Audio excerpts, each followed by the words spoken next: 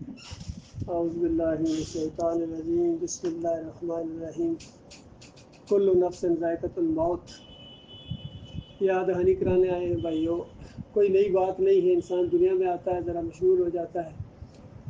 ہمارا اور آپ کا مالک ہمیں یاد دہانی کراتا ہے قرآن کے اندر بار بار اسی انداز سے کہ دیکھو آخر مرنا ہے. دنیا میں ہمیشہ کسی نے نہیں رہا ہے. جو کل یہاں تھے، کاروبار کرتے تھے، چلتے پھرتے تھے، آج وہ یہاں نہیں ہے. ہم نے بھی اسی طرح چلے جانا ہے. اور مالک فرماتا ہے وَإِنَّمَا تُوَفَّوْنَ أُجُورَكُمْ يَوْمَ الْقِيَامَةِ کہ تمہارے سارے اعمال کا، اچھے ہوں یا برے، قیامت کے دن بھرپور بدلہ دیا جائے گا. جس طرح نبی علیہ السلام نے مثال دی کہ دنیا آخرت کی کھیتی ہے. کھیتی کتنی زبردست مثال ہے. دیکھیے کہ کھیتی کیا ہوتی ہے ہم سب سمجھتے ہیں، جو بوتے ہیں وہی کاٹتے ہیں. ممکن نہیں ہے کہ آپ گندم بوئیں، جتنی مرضی اللہ سے دعا مانگے یا اللہ اس میں سے آم ہو گئے، کبھی بھی نہیں اگے گی. یہ اللہ کی سنت ہے. گندم بوئیے، گندم اگے گی. پھر اس کے بعد اگر آپ نے اس کی حفاظت کی ہے جس طرح کرتے ہیں کسان اچھے طریقے سے، اچھی اگے گی. اور اگر بالکل چھوڑ دیں گے تو اجڑ جائے گی، خراب ہو جائے گی. ساری چیزیں ہمیں معلوم ہیں. تو اس لحاظ سے پھر ایک اور مثال اتنی پیاری دی نبی صلی اللہ علیہ وسلم نے. کہا کہ یہ مثال ایسے ہے کہ تمہیں ضرور عمل بالمعروف کرنا ہے اور نہی عن المنکر کرنا ہے. لوگوں کو اچھے کاموں کے لیے کہنا ہے، برائیوں سے روکنا ہے. اور اگر تم نہیں کرو گے تو اس کی مثال ایسے ہے جس طرح ایک کشتی ہو جس کے دو ہوں اوپر نیچے درجے. تو نیچے والے جب پانی لینے کے لیے دریا سے آتے ہیں کنارے پر تو اوپر والوں کو ذرا تکلیف ہوتی ہے، اور اوپر والے ذرا برا مناتے ہیں کہ ہمیں تنگ کرتے ہو. تو نیچے والوں نے کہا کہ چلو ٹھیک ہے، کوئی بات نہیں، ہم تنگ نہیں کریں گے آپ کو. ہم نیچے سے پھٹا توڑتے اور نیچے سے پانی نکال لیتے. تو اوپر والے اگر نیچے والوں کو منع نہیں کریں گے تو کیا ہوگا؟ مطلب ہر بندہ، اس کے لیے کتنا پڑھے لکھے ہونے کی ضرورت ہے. ان پڑھ سے ان پڑھ آدمی، سادہ سے سادہ آدمی سے پوچھو پھر کیا ہوگا، وہ کہے گا دونوں ڈوبے گے. تو اوپر والے منع جو کریں گے اپنے ہی لیے کریں گے کہ ہماری بھی جان جائے گی کہ تم منع نہ ہوئے. تو بالکل یقین کریں یہ مثال جو کہ نبی علیہ السلام نے دی ہے. تو اگر یہ تبلیغ نہ کی جائے تو کیا ہوگا؟ سارے ڈوبیں گے اور پھر سب رگڑے جائیں گے. لیکن اگر منع کرنے والے موجود ہوں گے تو اللہ کی سنت یہ ہے کہ جو منع کریں گے وہ بچ جائیں گے. بالکل اسی جذبے سے اللہ کا حکم ہے، اس وجہ سے آپ کے پاس آئے. یقین کیجیے اگر اللہ کا حکم نہ ہوتا اور اپنی جان کو بچانے کے لیے ہم آپ کے پاس آئے ہیں. اور جہاں تک اور سب کا فرض ہے، آپ کا بھی کام ہے یہ کام کرنا. جتنی تھوڑی ہمت ہو، زیادہ ہو، وقت ہو، تھوڑا بہت ضرور کم از کم. کیا ہفتے میں ہم 5 منٹ بھی نہیں دے سکتے اس مقصد کے لیے، یا آدھا گھنٹہ بھی نہیں دے سکتے ہیں تو دینا چاہیے. اور وہ پیغام کا نچوڑ یہ ہے، پورے قرآن اور حدیث کا ہم نچوڑ ان 5 منٹوں میں آپ کو بیان کریں گے. یقین کریں یہ اتنا سادہ ہے. پورے قرآن کا نچوڑ کیا ہے؟ لا الہ الا اللہ محمد رسول اللہ. یہ پورے قرآن، پورے دین اسلام کا نچوڑ ہے. اور آپ جانتے ہیں کہ جیسا کوئی غیر مسلم اس کلمے کو پڑھے دل کی گہرائی کے ساتھ اور یقین ہو اس کو کہ واقعی جو میں منہ سے کہہ رہا ہوں وہ سچ ہے، تو وہ مسلمان ہو جاتا ہے. ابھی اس نے نماز بھی نہیں پڑھی، ابھی روزہ بھی نہیں رکھا، ابھی عمرہ بھی نہیں کیا، حج بھی کوئی نہیں کیا، مسلمان ہو گیا. اور کوئی بڑے سے بڑا مسلمان ہو، سب کچھ کیا ہے، لیکن اس لا الہ الا اللہ محمد رسول اللہ کے اندر ذرا سی کمی لے آئے تو اسی وقت غیر مسلم ہو جاتا ہے. یہ سادہ بات ہے میرے بھائیوں.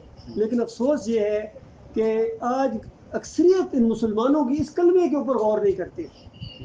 یقین کیجئے اس کی مثال پھر میں آپ کو دوں. ایسے جس طرح گھر میں کسی نے کلاشنکوف رکھی ہوئی ہو، بڑا پسٹل رکھا ہوا ہو، اور چور ڈاکو پلاسٹک کا پسٹول دکھا کے اس کو لوٹ کے لے جائے اور اس کو ہوش ہی نہیں ہے. بعد میں اس کو جب بتایا کہ تو نے کیا کیا، تیرے پاس تو اصلی تھا، کیوں مقابلہ نہیں کیا ہے؟ یقین کیجئے یہ معاملہ ہے. ہم مسلمانوں کے پاس اصلی ہتھیار موجود ہے، یہ جو قرآن اور صحیح حدیث اصلی ہے.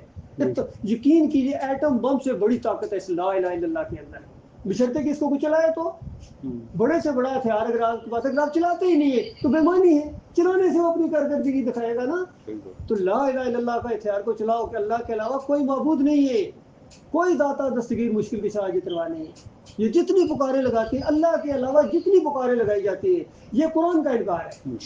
بالکل اسی طرح یہ آپ سمجھتے ہیں بات. پھر میں کہوں گا کہ میں کوئی نئی بات آپ کو نہیں بتانے آیا ہوں، صرف یاد دہانی کرانے آیا ہوں. آپ جانتے ہیں کہ مشرکین مکہ کا اور نبی علیہ السلام کا آپس میں کیا جھگڑا تھا؟ مشرکین مکہ کہتے تھے یا ابراہیم اغثنی، یا لات بابا، یا منات بابا. وہ نبی کو پکارتے تھے، رسول کو پکارتے تھے، بڑے جلیل القدر نبی کو پکارتے تھے مدد کے لیے. اور نبی علیہ السلام کہتے تھے نہ ان کو مت پکارو، یہ اپنے دور میں ایسے تھے، تم تو الٹے ہو، ابراہیم علیہ السلام تو بتوں کو توڑنے والے تھے، تم ابراہیم علیہ السلام کا بت بنا رہے ہو۔ تو یہ محبت نہیں، یہ دشمنی ہے۔ ابراہیم علیہ السلام کو جب پتہ چلے گا کل قیامت کے دن وہ تمہارے دشمن بن جائیں گے، جس طرح اپنی زندگی میں وہ بتوں پرستوں کے دشمن تھے، ان کے بتوں کو توڑا تھا، ان کو کافر مشرک سمجھتے تھے، تمہیں بھی وہ کافر مشرک سمجھیں گے۔ کانوا لہم اعداء وکانوا بعبادتہم کافرین، قرآن کی آیت ہے کہ تمہاری پوجا پاٹ کا، ساری نظر و نیازوں کا وہ انکار کر دیں گے، تمہیں کافر قرار دے کے تمہارے دشمن بن جائیں گے، یہ بتایا جا رہا تھا۔ اس وجہ سے مکہ کے مشرک ایک دم ریئیکشن میں آ جاتے تھے، انہوں نے نبی علیہ السلام کے خلاف پروپیگنڈا کیا، جو نبی کی بات مانتے تھے اس دور میں وہ دشمن بن جاتے تھے، نکلو ادھر سے۔ 2 دفعہ حبشہ ہجرت کی ہے، پھر مدینے کی طرف انداز کیا جھگڑا تھا، کبھی سوچو جھگڑا کیا تھا، یہ نہیں عام طور پر لوگ بتاتے، وہ جھگڑا وہی تھا جو آج ہماری قوم کے اندر ہے۔ اگر نبی علیہ السلام کے ماننے والے ہو آج بھی وہی جھگڑا ہو جائے گا، آج نبی علیہ السلام کی بات اگر اٹھاؤ اپنے ماحول کے اندر، اپنے علاقے میں، آپ کو اسی طرح کا ماحول اگر نہ بن گیا تو مجھے کہنا، کہو ذرا یہ عبد القادر جیلانی کچھ نہیں کر سکتے، یا علی مدد کرنا شرک ہے، یا رسول مدد کرنا شرک ہے، ان کی نظر و نیاز کرنا کفر ہے، قرآن کا انکار ہے، کلمے کا انکار ہے۔ تم اسی طرح کافر مشرک ہو جس طرح مشرکین مکہ تھے، چاہے تم نمازیں پڑھتے ہو، تہجد پڑھتے ہو، روزے رکھتے ہو، عمرہ کرتے ہو، حج کرتے ہو، یہ بات کی باتیں ہیں، یہ جو اعمال ہیں ان کی بہت بڑی اللہ کے یہاں عزت ہے، بڑی وہ کرامت ہے اور بہت بڑی قدر ہے اللہ کے یہاں، ایک شرط کے ساتھ کہ تمہارا ایمان وہ ہو جو اللہ چاہتا ہے۔ اگر وہ ایمان نہیں ہے تو پھر انبیاء کے بارے میں بھی اللہ نے فرمایا وَلَوْ أَشْرَكُوا لَحَبِطَ عَنْهُمْ مَا كَانُوا يَعْمَلُونَ، اگر یہ میرے انبیاء بھی شرک کرتے، میرے علاوہ کسی اور کو پکارتے، میرے علاوہ کسی اور کی نظر و نیاز کرتے، تو میں ان کا کیا کرایا حقارت کر دیتا۔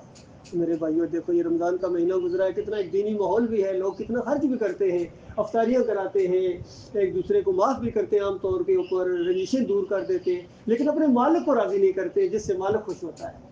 اس کی پھر میں آپ کو مثال دوں گا، اگر میں نے آپ کا قرضہ دینا ہے 1000 دینار یا چلو 100 دینار دینا ہے، میں دوسرے کسی آدمی کو 1,00,000 دینار دے دوں، آپ کا قرضہ نہیں اتر سکتا ہے۔ آپ کا قرضہ تب اترے گا جب میں آپ کو دوں گا۔ اسی طریقے سے جب تک اللہ کے سامنے توبہ نہیں کرو گے، معافی نہیں مانگو گے شرک سے، تم 1000 اچھائیاں کرتے رہو، اللہ کے بالکل کچرا ہو۔ یہ بات ہے، اسی وجہ سے آج مسلمانوں کے اوپر یہ میزائلوں کی بارش ہوتی ہے، تب افراتفری ہے، ہر وقت خوف و ہراس ہے۔ پچھلی قوموں کے اوپر پتھروں کی بارش ہوتی تھی، یہ اس سے سخت بارش ہے جو میزائلوں کی بارش ہوتی ہے، بلڈنگیں اڑ جاتی ہیں میرے پیارے بھائی، ہر لمحے زندگی خطرے میں رہتی ہے۔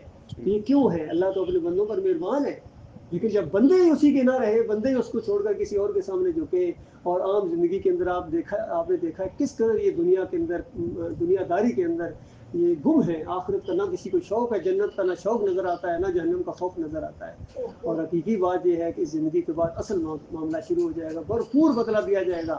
اور نبی علیہ السلام نے فرمایا اللہ کے راستے میں صبح کا یا شام کا ایک قدم گھر سے نکلنا پوری دنیا کی دولت سے بہتر ہے، لیکن وہ اللہ کے راستے میں بتایا۔ آج تبلیغ کرنے والے بھی موجود ہیں، تبلیغی جماعت نام پڑ گیا، تبلیغی نصاب نام پڑ گیا ان کی کتابوں کا، لیکن کتابیں اٹھا کر دیکھو، بابا جی نے، حضرت جی نے مردے کو زندہ کر دیا، بابا جی نے یہ کر دیا، بابا جی نے وہ کر دیا۔ وہ بتاؤ جب شرک تم ان کو سکھاتے ہو پہلے، پھر کہتے ہو آؤ چلا لگائیں، آؤ یہ کریں وہ کریں، تو خیر نہیں آ سکتی ہے تمہارے اندر جب تک تم قرآن کو ہاتھ میں نہیں لو گے اور صحیح حدیث کو ہاتھ میں نہیں لو گے۔